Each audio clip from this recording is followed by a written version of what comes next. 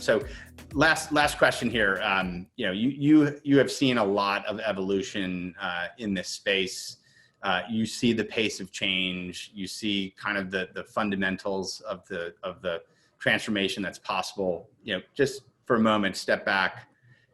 Where do you see all this in 3 to 5 years, and how, in that time frame, how can this lead to very durable improvements in the U.S. financial system?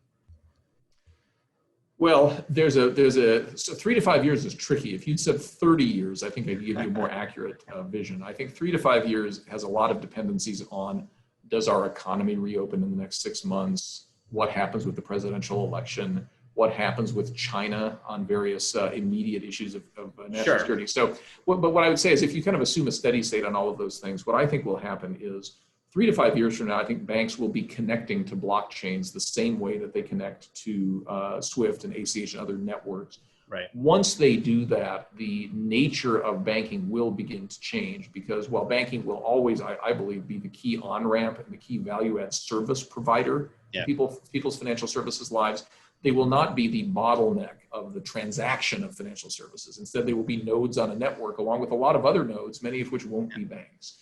And that will really change, I think, and allow banks to focus on what they're best at and what we really need them to do. So I think that will happen for sure.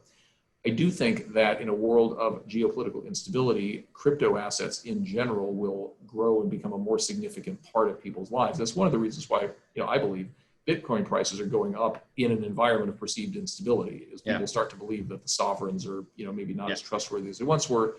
Bitcoin is not generated by any sovereign. Maybe that's a thing to hang on to. So I think you'll see more of that. But over time, the world tends toward more stability, right? Things reach equilibriums.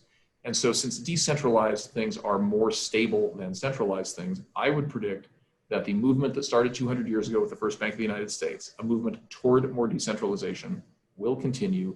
Banks will adapt to that. They will add value to that, and the world will go on. But it'll go on in a cheaper, faster, more accessible way than it has before. And that'll be through the good work of people like you. So that would be my view. It's awesome. The money movement continues.